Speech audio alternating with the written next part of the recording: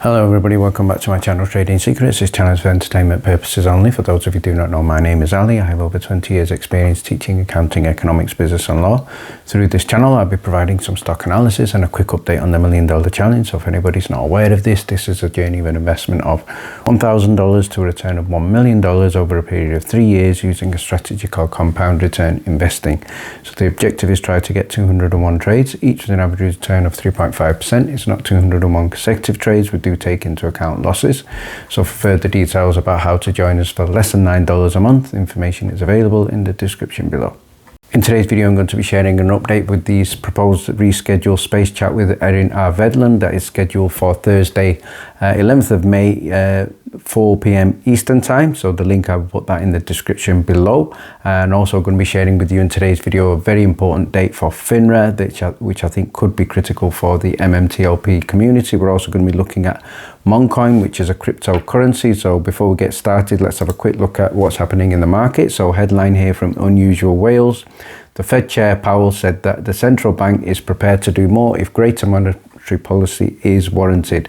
So what Powell is basically saying there, he is prepared to increase interest rates again. I think the key objective of Jerome Powell is inflation.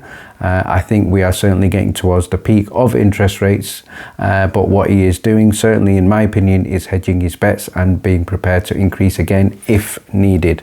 And the other thing I'd like to share with you here is the next headline from Fox Business News, and that is Wall Street selling May and Go away dead in 2023. So overall, the S&P 500 in 2023 is up 7%.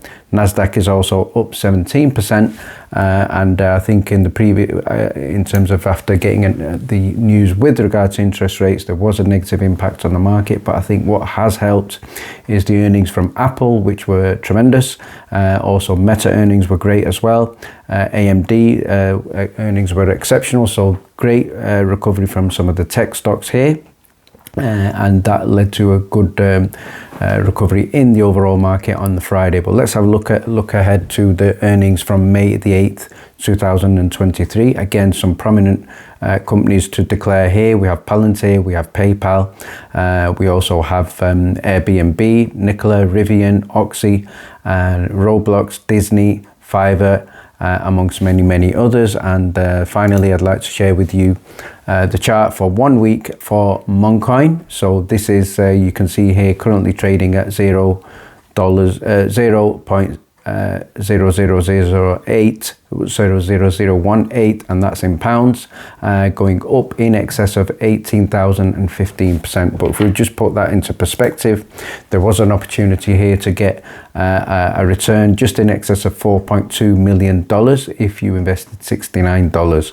So high risk, high reward. MONG. What now I'd like to do is share with you the update with regard to the rescheduled space chat. So I posted earlier today that this is now scheduled for Thursday the 11th of May, 3:45 to 5:15 p. American Eastern Time, and special thanks to Curtis and Busy Brands for agreeing to co-host. And obviously there will be a number of speakers and an agenda to follow, so stay tuned for that. Let's now have a look at the FINRA annual conference, which is scheduled for May the 16th, 2023. So what I posted earlier today is I would love to know if there are any members of the community that are going to this annual conference. I certainly think it will be good to have some representation there, especially to make our voices heard, and where they will be discussing many things, including financial responsibility rules. So the other things I'd like to share with you here is some of the key exhibitors, and I think the ones that I'm taking interest in here is we can see that they have Charles Schwab, they also have Fidelity, and there are probably a few other organizations that I'm not too sure about. So for example, we have Capital Rock, I'm not sure what their background is. Hilltop Securities Incorporated, not sure what their background is. Potentially could be some hedge funds, but we also have here details about attending. So it is a public event, you can attend in person. I think that would certainly be much better. However, if anybody wants to attend virtually, you can attend here, and non-member fee I think is $450 if somebody is from the government or the state, $250. However, I certainly think if there aren't any members of the community attending in person, that would be good to know. Let's now have a look at details of the FINRA 2023 annual conference. So this is taking place May the 16th and May the 18th, 2023. It is going to take place in Washington, DC. It's looking at future focus. That's what they are titling it.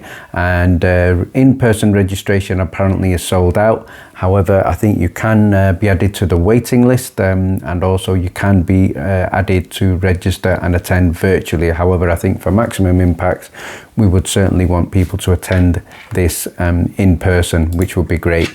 So let's have a look at the agenda. So first session begins here Tuesday, May the 16th, 10 a.m. Eastern Time. Last session Thursday, May the 18th, 12 p.m. Eastern Time.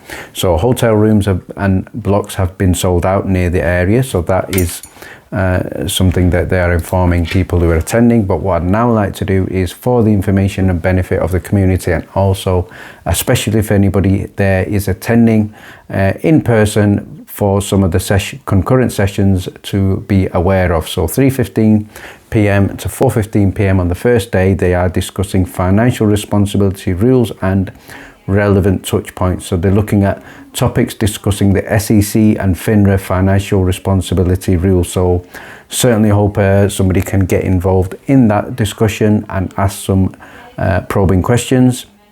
4:15 p.m. they're also going to be looking at networking with exhibitors. So this may be your chance to speak directly to Fidelity, Charles Schwab, and maybe some of the other important organizations attending there. So bear that one in mind as well. And if we have a look at Wednesday, the May the 17th, 9:45 a.m. they also have a session here looking at market regulation, transparency services, priorities, what you need to know. I think if anybody is there, they could turn this around and say, this is what we would like you to know, rather than what FINRA telling you what you need to know. Let's tell them what they need to know. So FINRA staff will be discussing updates to market regulations. So there may be some new announcements. They're looking at our transparency priorities related to equities and fixed income compliance programs. I think it's more a case of lack of transparency so far from our experience. And later on, they're also going to be looking at firm perspective on monitoring and protecting against financial crimes.